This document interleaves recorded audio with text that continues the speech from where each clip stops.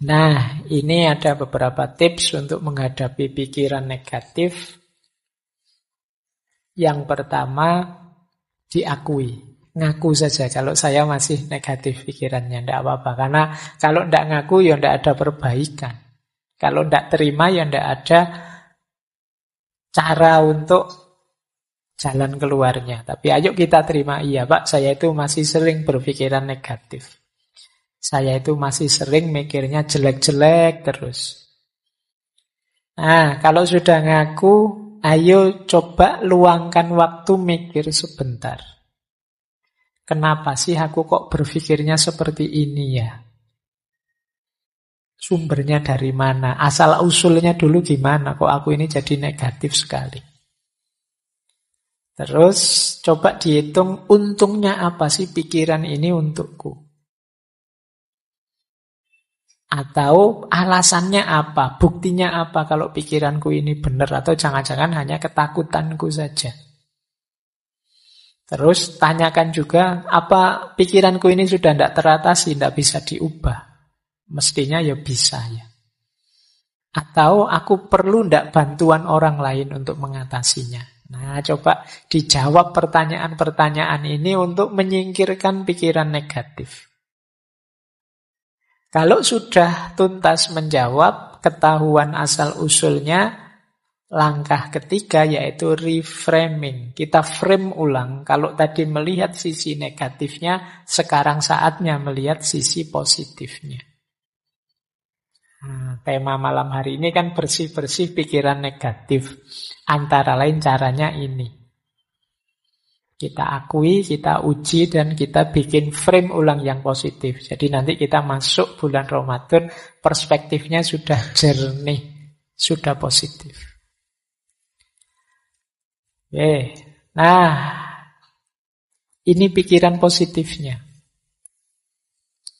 Cara untuk melatih berpikir positif adalah yang pertama, ayo mengenali kelebihan-kelebihan dan keberhasilan-keberhasilan kita. Tidak ada orang itu yang hidupnya negatif terus. Pasti pernah mengalami hal-hal positif.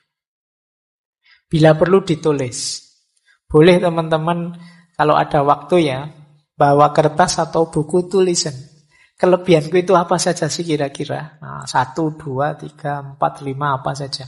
Pasti ada kok kalau teman-teman jeli. Tidak mungkin tidak ada kelebihan sama sekali.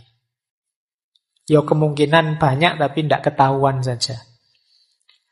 Kalau kalian jeli mungkin ketemu, oh ternyata saya itu orangnya begini, orangnya begitu. Coba ditulis saja. Ini membawa kita nanti pada rasa syukur. Iyalah ternyata dari sekian banyak kelebihanku, hanya satu ini toh kekuranganku. Lah terus kenapa selama ini hidupku kok murung terus ya? Nah ini coba kalian, tidak apa-apa wis latihan nulis. Meskipun tulisannya disembunyikan untuk diri sendiri juga tidak apa-apa. Mungkin malu kalau dibaca orang lain ya tidak apa-apa. Tapi paling tidak kan melakukan muhasabah sendiri. Apa kelebihan-kelebihanku? Boleh juga capaian-capaianku. Alhamdulillah Pak, saya dulu bisa lulus TK tepat waktu. Misalnya. Loh, itu kan prestasi. Mungkin ada yang TK-nya tidak tepat waktu. Nah, jadi dan banyak capaian-capaian yang lain. Gitu loh. Saya selalu sukses Pak tiap bulan menghabiskan kiriman orang tua. Wah, situ. Alhamdulillah. Barokah berarti kirimannya orang tua. Iya Pak, selalu bisa saya habiskan dengan sukses. Coba ya kamu hitung capaian-capaian. Banyaklah mesti, tenang saja. Saya berhasil membuat dosen saya marah Pak. Itu baik, ya capaian yang baik ya. Nanti kamu tulis, biar apa? Biar yang kedua masuk. Gimana caranya kamu bisa bersyukur? Kalau kamu bisa sulit menemukan kelebihan atau capaian hidup prestasi, tapi yang kedua ini pasti kamu ketemu. Hal-hal yang bisa disyukuri. Mudah untuk mencari hal yang bisa disyukuri. Kalau kalian sulit, bandingkan dirimu dengan orang yang situasinya lebih sulit darimu. Dan itu banyak. Mungkin kamu masih sehat lah, mungkin kamu masih hidup lah, mungkin kamu masih bisa ketawa lah, mungkin banyak hal yang bisa kamu syukuri. Nah, ini akan banyak mengubah hal yang negatif jadi positif. Terus cari circle yang positif. Cari teman yang juga positif. Kalau temanmu negatif semua, ya lama-lama kamu terpengaruh negatif. Cari teman yang enak, diajak bersama-sama, yang mikirnya selalu yang baik-baik, membooster semangatmu. Kemudian pinter-pinter bikin afirmasi, self-talk yang positif. Ngomong yang baik-baik saja deh. Tidak hanya dengan orang lain, dengan dirimu juga begitu. Buang kalimat-kalimat yang merendahkan diri. Dasar aku ini orang bodoh, dasar aku ini orang tidak pinter, dasar aku ini orang malas. Sudahlah, ganti kalimat yang lebih positif. Jadi daripada kamu marah misalnya, dasar aku orang males, ganti kata dengan yang lebih positif. Ternyata aku ini orangnya penggemar rebahan misalnya. Nah, ya enggak apa-apa kan, bukan kalimat yang negatif. Ternyata aku orang ini yang pintar menikmati waktu luang misalnya. Nah, ya nama lainnya males. Baik. Jadi ini cari self-talk yang lebih positif. Biar pikiranmu juga positif. Jaga kesehatan tentu saja ya. Kalau kamu tidak sehat ya pingin sepositif apapun ya berat. Tapi kalau kamu sehat lebih mudah. Relax, humor. Hidup jangan kenceng terus, kaku terus. Ya ada guyonnya sedikit-sedikit tapi juga jangan guyon terus. Relax saja, santai, nikmati, mengalir saja. Hidup itu mengalir saja, mesti ada humornya, banyak yang lucu. Hidup jadi tidak lucu karena kamu serius terus, kamu pegang terus dengan keras. Biarkan saja kamu nikmati setiap prosesnya, mesti beragam. Ada seriusnya, ada lucunya, ada. Hidup itu begitu karakternya. Kok hidup itu seragam? Kok ini rasanya humor terus, Pak? Ada yang tidak beres. Kamu berlebihan di situ. Atau kok serius terus, Pak? Ada yang tidak beres. Kamu ada yang berlebihan pasti. Secara natural hidup itu pasti ya ada naik, ada turun, ada serius, ada humor. Terus banyak belajar hal baru. Jadi banyaklah belajar tentang yang baru-baru. Yang baru ini menarik. Biar kamu tidak sibuk dengan pikiran-pikiran lama yang negatif. Nah, jadi setelah dibersihkan tadi, diisi dengan yang positif. Memulainya dengan hal-hal ini. Terus kita lanjut lagi ya. Nah, ada teori yang menarik. Ayo belajar dari positivitasnya anak kecil.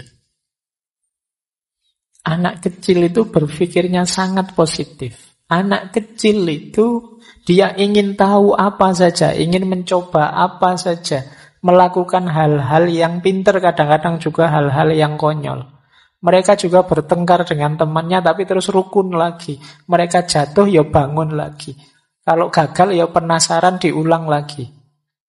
Mereka bisa kecewa tapi gampang punya harapan baru. Mereka juga punya ketakutan tapi segera setelah itu mereka tetap bisa ceria, bisa gembira. Kalau sedih ya mereka nangis, tapi tidak lama terus lupa, bisa ketawa-ketawa lagi. Itu enak, nyaman kalau anak kecil. Ini yang disebut positivitasnya anak kecil. Kalau kita kan tidak. Kita setelah jatuh itu bangunnya lama. Ada putus asanya, ada mengeluhnya, ada nyanyi-nyanyinya. Panjang kita. Tidak bangun-bangun. Kalau sudah kecewa, wah kita dendamnya bisa sampai ujung dunia. Kalau anak-anak itu habis bertengkar, orang tuanya ikut belani bertengkar. Dia sudah rukun, orang tuanya masih bertengkar. Itu positivitasnya anak kecil. Jadi hidup jadi ringan. Wajar saja. Tidak ada anak kecil itu kok suudzon apa tidak ada. Ya mikirnya positif terus. Jadi pikirannya selalu positif. Nah, fakta ini menunjukkan berarti pikiran negatif itu tidak fitrah, tidak fitri. Itu buatan. pengaruh dari luar. Aslinya kita secara murni itu positif. Buktinya apa? Anak-anak yang belum banyak terpengaruh macam-macam itu sangat positif hidupnya. Tidak ada anak kecil itu yang dendam, tidak ada anak kecil itu yang putus asa, terus menganggap dunia ini gelap kalau begitu. Tidak begitu, tidak ada. Biasa saja. Mereka ya kalau ingin apa-apa ya kadang tidak terpenuhi ya nangis. Tapi setelah nangis terus ya biasa, bisa ketawa-ketawa lagi. Jadi ini namanya belajar positivitas dari anak kecil. Jadi itu tadi ya teman-teman, babak pertama kita belajar bagaimana caranya mengatasi negative thinking. Baik, alhamdulillah hujan. Ya, yo kan positif itu kan alhamdulillah. Kamu jangan mikirnya waduh hujan ini pulangnya gimana, masih negatif berarti. Ayo yang positif lah. Baik, yo tapi tetap saja yang helmnya tadi menghadap ke atas. Ya. Yo, kamu benerin dulu nanti daripada kamu pulang mandi kan ndak enak. Baik, kita lanjutkan. Wah, tinggal setengah jam, kita masih punya 2 PR. Yuk, sekarang kita masuk ke sini. Overthinking. Ini banyak sekali di antara kita. Kalau ini mungkin bukan negatif tapi bulat. Kamu terjebak di dalamnya.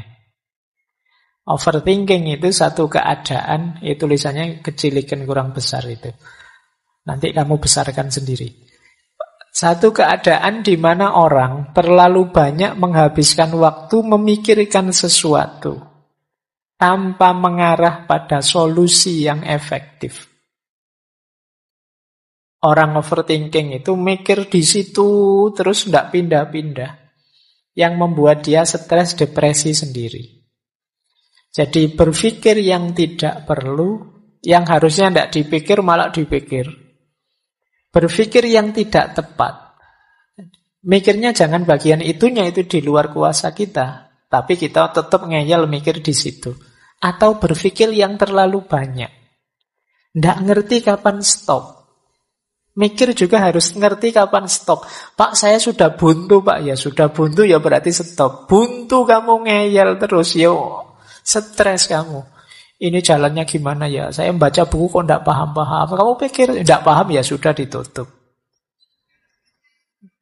Kalau enggak, kamu nanti overthinking. Jadi beban besar di kepalamu. Harus ngerti apa yang perlu dipikirkan, mana yang tidak perlu dipikirkan. Harus tahu kalau memang saya pikirkan bagian mana yang harus saya pikirkan. Kalau sudah pas bagian yang saya pikirkan, mampu tidak saya mikir ini? Bisa tidak nyampe solusi? Kalau tidak ya sudah mandek. Sesuai porsinya. Jadi, dan arahnya ke solusi bukan ke masalah. Banyak orang mikir itu fokus di masalahnya, akhirnya bulet. Ditawari solusi apapun, dicari masalahnya. Kalau pakai solusi ini gimana? Loh, kalau solusi itu kan nanti jadi begini efeknya. Ya sudah, solusi ini saja. Jangan, kalau solusi itu nanti ada masalah ini. Ya sudah, solusi yang ini. Apalagi yang itu, Pak, nanti ada masalah ini. Ini namanya overthinking. Jadi mikir yang tidak ngerti kapan harus berhenti. Kamu fokus di masalah terus. Tidak ketemu-ketemu solusi. Kalau ketemu solusi, kamu tanya lagi, kamu pertanyakan lagi, kamu permasalahkan lagi. Akhirnya ruwet, jadi bebanmu. Nah, ini overthinking. Semoga nanti masuk Ramadan yang overthinking bisa sembuh. Iya, karena penyakitnya anak-anak hari ini itu kan pengaruhnya medsos itu overthinking sudah. Pak, saya kok lama sekali tidak dapat pasangan, Pak. Nah, itu banyak yang mengeluh. Ya sudah cari tidak dapat ya Pak. Ya sudah, kamu tunggu saja. Lah nunggu sampai kapan Pak? Sulit menghadapi orang overthinking itu. Baik, kita lihat ya. Saya langsung saja ya, ini waktunya masuk ke solusi menghadapi overthinking. Yang pertama, mengatasi overthinking. Overthinking itu ya bahasa Indonesianya semacam beban pikiran. Orang overthinking itu biasanya sering mengatakan hal-hal negatif tentang dirinya sendiri. Saya apa bisa ya Pak, saya apa mampu ya Pak, saya kok begini Pak, saya kok begitu. Ini overthinking. Jangan lupa kalau kita hanya mengatakan hal-hal yang negatif seperti tadi, ya otak kita akan menganggapnya kita memang seperti itu. Kalau otak menganggap kita seperti itu, ya kita menjalani hidup seperti itu. Maka sejak tadi di antara tips dari saya adalah buang jauh-jauh self-talk yang negatif. Kalian semua itu istimewa. Jadi tidak ada yang tidak istimewa. Setiap orang itu istimewa. Hanya saja ada yang kurang memahami dirinya atau tidak mau memahami dirinya atau terlalu banyak melihat diri secara negatif. Tadi sudah ada caranya ya untuk mewujudkan hal yang positif. Yang kedua, orang overthinking itu biasanya cara berpikirnya seandainya atau seharusnya.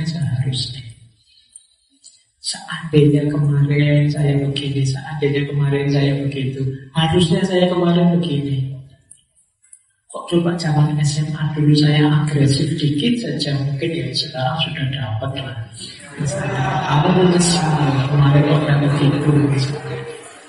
Nah, orang seandainya atau orang yang berpikir seharusnya itu orang yang tidak rela dengan yang terjadi kemarin.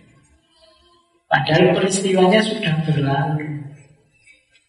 Kita tidak dapat mengubah masa lalu. Bahkan sedetik yang lalu pun tidak bisa kita ubah, sudah lewat.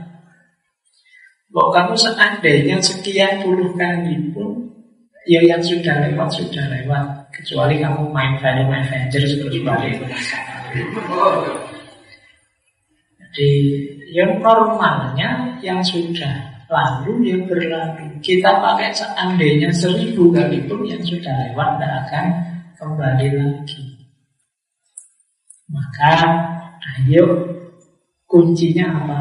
Relakan yang sudah lewat, sepahit apapun itu. Yang bisa kita lakukan apa? Ambil pelajaran. Oh ternyata saya menyesal Pak, dulu zaman SMA saya itu terlalu pendiam. Oh berarti sekarang saya jangan terlalu pendiam deh. Ini mengambil pelajaran dari dulu. Saya rugi banyak dulu. Pernah ada yang mendekat-dekat Bapak, saya cuek ya. Berarti besok ambil pelajaran itu jangan cuek lagi. Nah, ini namanya ada manfaatnya masa lalu. Tidak hanya disesali, tapi diambil pelajaran. Jadi relakan yang sudah terjadi, ambil pelajaran untuk masa depan. Ya kadang-kadang memang ditengok masa lalu itu biar tidak masuk ke lubang yang sama. Dulu di filsafat sejarah saya jelaskan ada ilustrasi masa lalu atau sejarah itu seperti spion. Jadi spion itu kan kecil saja, jangan besar-besar. Kalau spion sangat besar, kamu tidak bisa jalan maju nanti. Terlalu fokus pada masa lalu, itu kan spionnya terlalu besar. Kamu fokus di belakang terus, akhirnya kamu tidak maju-maju. Spion itu kecil saja, kamu jalan ke depan. Sekali-sekali dilirik. Jadi biar kamu selamat kan lihat spion sekali-sekali. Dan jangan lihat spion terus, naik motor lihat spion terus gitu. Jadi masa lalu jadi pelajaran. Jangan masa lalu jadi beban. Beban seandainya dan seharusnya. Laula kalau bahasa di kitab kuning. Seandainya begini, seandainya begitu. Jangan. Masa lalu relakan saja. Baik, lanjut. Untuk mengatasi overthinking, kadang-kadang penting kita kenali ketakutan-ketakutan kita. Orang overthinking itu sering punya ketakutan-ketakutan yang tidak masuk akal. Karena pikiran-pikirannya sendiri, bayangan-bayangannya sendiri. Itu ada quotes dari Marcus Aurelius itu, yang dulu waktu Stoik pernah kita kutip. Kita itu lebih sering menderita karena bayangan kita dibandingkan oleh kenyataannya. Padahal dialami langsung biasa-biasa saja. Tapi sebelum ngalami itu pikiran kita, wah jangan-jangan begini, jangan-jangan begitu. Kayak orang vaksin itu. Aku sebelum disuntik kan, aduh sudah mengeluh dulu sakit ini nanti, aduh. Begitu disuntik itu ya sudah selesai. Bayangkan modal tadi ngeri, kamu bayangkan ada jarum kecil menusuk neng daging ini terus dalam sakit ini. Kamu belum disuntik sudah meringis-meringis. Itu namanya menderita dalam imajinasi. Bayanganmu saja. Nah, maka apa? Jalani saja. Nanti kamu tahu bahwa ternyata tidak sengeri yang kamu bayangkan. Saya ingin sih Pak menikah, tapi apa bisa ya membahagiakan pasangan saya? Apa bisa saya membuat dia rela dengan saya? Apa bisa ketahuan mikirin nikah saja? Nah, nanti kamu tahu caranya. Jadi, kalau ada masalah Pak, diselesaikan sambil jalan. Kalau bisa, tidak bisa sambil jalan Pak, ya sambil tidur. Jadi kita itu sering hanya tersiksa oleh bayangan-bayangan pikir. Ayolah, jangan terlalu banyak overthinking. Berpikir itu bagus, tapi overthinking jangan. Jadi ayo dikenali ketakutan-ketakutan kita, kemudian dilampaui. Cara melampaui paling mudah apa? Segera diputuskan, ambil tindakan. Jadi biar tidak terlalu banyak bahas. Kayak di organisasi itu biasanya sewenang-wenang rapat, apa-apa dibahas, panjang lebar di rapat. Padahal eksekusinya ya begitu-begitu saja. Cuma rapatnya berbele-bele, kadang-kadang rapat tidak ada keputusan. Keputusan rapat ini adalah kita rapat lagi gitu. Hanya yang seperti itu. Yuklah, eksekusi lah lebih penting. Nah, biar tidak terlalu jadi beban pikiran. Baik, lanjut. Ya, kalau ini sudah banyak dijelaskan. Ayo menikmati saat ini. Orang yang overthinking itu biasanya terjebak di masa lalu atau ketakutan akan masa depan. Lupa bahwa masa kini itu indah, banyak hal bisa dinikmati kok. Fokus pada yang ada di hadapan kita sekarang. Jadi, ini caranya untuk tidak terjebak overthinking. Baik. Nah, kalau ini tadi sudah dijelaskan, mengatasi overthinking antara lain juga adalah fokus pada yang bisa dikontrol. Kalau yang tidak bisa dikontrol, ya sudah pasrahkan saja pada Tuhan. Di luar kuasa kita, pikirannya orang lain, tanggapannya orang lain, situasi yang jauh di luar kendali kita, itu ya tidak bisa kita kontrol. Kalau kita menggelisahkan itu, ya kita akan stres sendiri.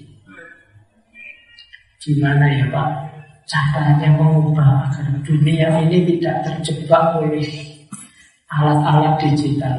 Terlalu besar kalau mikir dunia. Kalau kamu mikir lulus semester depan, yang dalam kontrolmu saja, jangan mikir gede, terlalu jauh, terlalu besar. Fokus yang bisa kamu kontrol saja, sekitar-sekitarmu, duniamu sendiri yang kecil kamu bereskan. Mikirnya terlalu besar, ya nanti kamu jadi overthinking. Pak, saya ingin mengubah Indonesia ini 5 tahun lagi jadi negara yang royong. Kamu kuliah dan lulus. Bereskan dirimu dulu. Iya, yang bisa kamu kontrol. Biar kamu tidak overthinking. Nanti kamu stres dulu. Mau hidup cuma sekali, isinya kok stres terus gak ada enak. Jadi nanti kalau kamu dihisap sama Allah, ditanya kamu tak bernikmat sebanyak itu kamu buat apa? Saya stres ya Allah. Itu kan gak enak. Kamu dianggap gak bersyukur. Baik. Nah, ya, overthinking sudah ya. Nanti kalau ada yang belum di refresh, kita dulu pernah ada satu sesi ini. Saya tambah, ini agak sedikit. Yang tadi, dirty mind, pikiran kotor. Jadi, ini ya anak-anak muda ini kan sering bersentuhan dengan ini. Sesuatu yang membuat pikiran keruh, kotor. Bukan berarti ini tidak penting, tapi ada yang tidak boleh atau ada yang belum saatnya. Nah, pikiran-pikiran kotor ini mempengaruhi kita. Agar kita tidak terjebak di pikiran-pikiran yang kotor, ayo digusur pikiran ini. Orang Jawa menyebutnya utek ngeres. Pikirannya gitu-gitu dulu. Kalau utek itu ngeres, pikiran itu kotor, ya seperti saya bilang kacamata tadi dulu, melihat kemana-mana, ya bayangannya orientasinya ke situ. Nggak peduli situasi apa yang dibunyikan itu. Nah, untuk menggusur pikiran yang kotor ini, pertama ayo dikenali dan dihindari pemicunya. Aku itu biasanya terjebak di situ. Hal-hal yang tidak bersih itu lewat jalur apa? Oh iya Pak, saya kalau buka medsos yang ini itu loh, buka situs ini itu sering ditawari gitu-gitu. Penasaran ya Pak Menta? Kamu malah penasaran. Kenali terus hindari. Penasaran tidak apa-apa, tapi terus di rem. Anda tidak apa-apa lah. Dan tidak usah bikin alasan-alasan. Pak, ini dalam rangka pendidikan. Biar saya besok bisa, Pak. Lah, kamu tidak pakai gitu, mesti sois. Pasti bisa. Dulu si mbahmu juga tidak melihat itu-itu juga anaknya banyak. Jadi, tidak tuh. Kamu bikin alasan saja. Aspek pendidikan nanti ada caranya sendiri, tidak dengan cara kamu menjajani matamu, menjajani pikiranmu dengan hal-hal yang kotor. Kenali dan hindari. Kemudian kok terpaksanya ketemu? Saya nggak ingin lupa tiba-tiba yang melihat saja ketemu. Abaikan. Jangan dianggap penting. Mau hadir saja tapi terus lewat kok. Jangan kita eman-eman di dalam tidur, enggak, jangan. Diganti fokus dari yang lain, mikir yang lain, tinggalkan. Jadi kalau memang terlanjur ke situ. Jadi ini untuk melatih jiwamu, karena ya kalau dimanjakan terus kamu tidak bisa keluar dari situ. Kalau memang berat ibadah, kamu boleh, Pak, susah Pak menghilangkan bayangan-bayangan, sudah nempel di kepala saya Pak. Padahal melihatnya itu zaman saya SMA loh Pak, tapi masih ada gambarnya di sini. Ibadah, hanya ngaji, sholat, apalah yang berhubungan dengan mobilitas vertikal. Mungkin kamu pikir, mungkin kamu. Jadi makanya saya pakai istilah menggusur. Menggusur itu yang sudah ada biar tidak dapat ruang, karena kamu memasukkan banyak hal baru yang positif. Jadi hal negatif yang ada di kepala biar tersingkir. Nah, ibadah boleh bagus. Atau Pak, saya itu sudah ngaji Pak, yang sholat, tapi pas sholat itu lupa bayangannya masih di situ. Bisa saja kan begitu, saking terus pikiran. Ya boleh pakai olahraga, Pak, olahraga. Ini olahraga lebih positif. Kamu berkeringat, tengah kamu keluar, biasanya nggak mikir ke situ-situ sudah olahraga. Ya kelemahan sebagian besar teman-teman yang biasanya malas olahraga. Olahraganya hanya pas semangat saja. Dan itu pun nggak mesti muncul seminggu sekali. Biasanya kamu lebih suka santai-santai, rebahan, main game. Saya yang olahraga jarinya saja, main HP. Coba berkeringatlah untuk menggusur ini pikiran-pikiran kotor ini. Mungkin kamu lari ya, kamu bulu tangkis atau sepak bola itu, kamu sudah tidak mikir ke situ sudah. Atau kembangkan hobi yang positif. asik dengan apa gitu, coba lah yang positif ya. Bukan yang saya daripada lihat video, bikin video sendiri saja. Itu malah muncul itu. Udah ya apa lah, hobi-hobi positif, aku latihan nulis untuk melihara kucing apa gitu. Iya, jadi pikirkan hal yang positif atau cari kesibukan yang positif atau cari circle yang positif, cari teman-teman yang positif. Wah, saya daripada garas-garas, saya nyari temannya udah garas ya. Terus bodoh, sing dibahas ya itu lagi. Poso-poso yang masih tega bahas yang itu lagi. Memang isi pikiranmu tidak jauh-jauh dari situ. Ayo cari circle yang positif. Yo cari teman yang sering astagfirullah gitu ya, sering subhanallah itu ya kalau ingat Allah, yang istighfarnya banyak biar kamu sadar. Baik ya, coba deh kamu latih, karena pikiran itu tergantung dengan apa kamu biasakan, dengan apa kamu sibukkan. Ya kalau kamu sibuknya ke situ-situ terus, ya dia akan terdistraksi ke situ terus. Ada banyak hal yang menarik selain itu. Kalau yang aspek kekotoran ini kan sifatnya insting sebenarnya. Kamu tidak perlu terlalu fokus ke situ, toh akan muncul-muncul sendiri. Tidak perlu dipancing-pancing juga keluar sendiri kalau itu. Makanya ayo digusur yang kotor-kotor ini dengan aktivitas-aktivitas positif tadi. Ini perlu latihan ya, dibiasakan. Apalagi di usia-usia kalian ini, kalau Rasulullah sih menyarankannya anak-anak muda yang sudah mampu, sudah ingin menikah tapi kok tidak punya kemampuan, ya kalau bisa ya puasa. Jadi puasa itu bisa jadi benteng. Tapi puasa yang serius ya, bukan yang puasa. Kan banyak tuh yang menghabiskan puasa, Pak, saya sambil nonton drama Korea, menghabiskan waktu puasa sambil nonton apa, yo cuma dapat laparnya. Ini puasa yang serius. Karena puasa yang serius itu menghasilkan daya tahan dari godaan. Itu di antara rahasianya puasa. Tapi kenapa kamu masih belum tangguh saja, padahal sejak kecil sudah puasa, kemungkinan puasanya belum terlalu serius selama ini. Sehingga hanya dapat lapar dan hausnya saja, belum dapat makna yang lebih dalam. Nah, kamu kejar yang lebih dalam dengan puasa yang lebih serius. Yang dipuasai tidak hanya makanan dan minuman, tapi juga mempuasai hati, mempuasai pikiran. Malam hari ini itu sebenarnya kita belajar mempuasai pikiran. Pikiran yang puasa, yang tidak menginput dirinya dengan hal-hal yang negatif, yang kotor. Minggu depan kita belajar melatih hati biar ikut puasa bersih. Baik, jadi ini cara, tips praktis untuk menggusur pikiran yang kotor.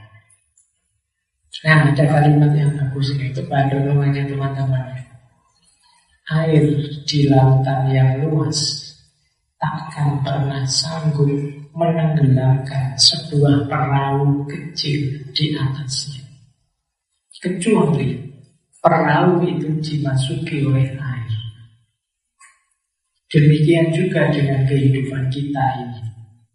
Segala hal negatif, jahat, buruk akan selalu ada di sekeliling kita.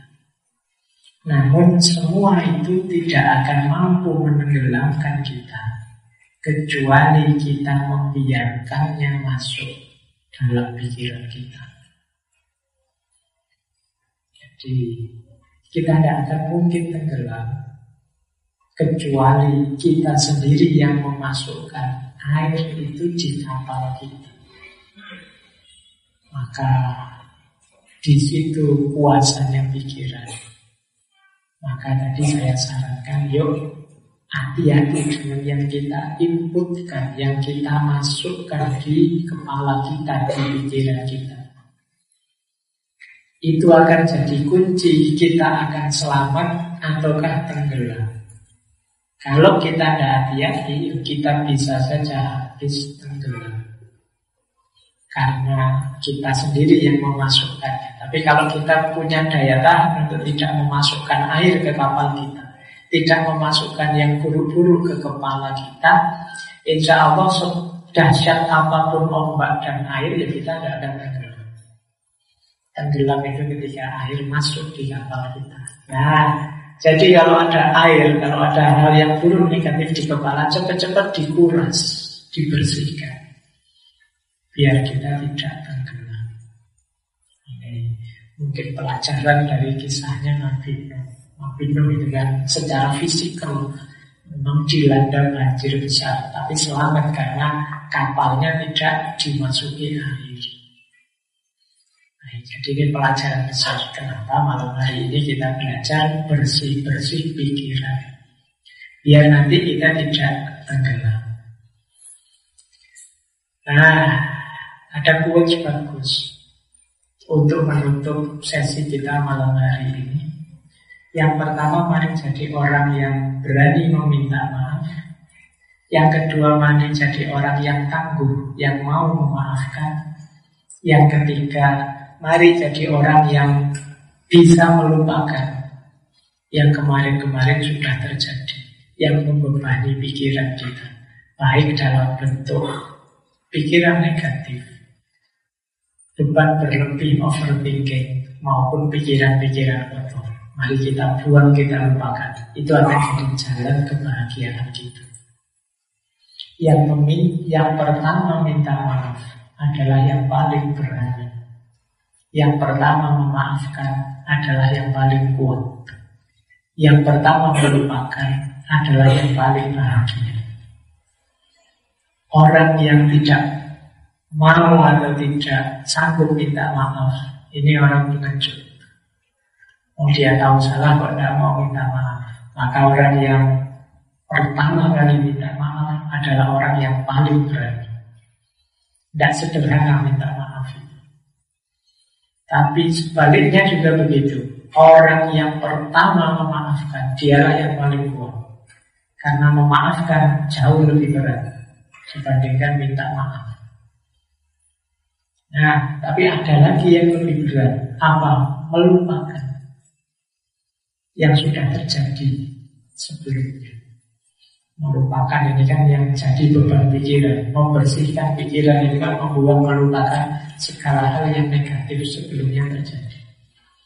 Orang yang bisa melupakan, dia akan jadi yang paling bahagia. Tapi orang yang sulit melupakan apapun yang terjadi kemarin, diingat-ingat terus, apalagi dicari terus jejak digitalnya. Nah, sekarang kan begitu modelnya, ya kamu akan sulit bahagia. Untuk bisa bahagia, kamu harus punya daya melupakan. Ya bukan berarti melupakan itu tidak ingat semuanya, tapi membypass, melampaui hal-hal yang kemarin sudah terjadi, relakanlah. Maka kita akan bahagia. Terima kasih sudah menyimak. Semoga channel Mengaji Hening bersama Dr. Fahrudin Faiz selalu bisa memberikan ilmu, motivasi, dan kebermanfaatan. Salam sehat dan bahagia.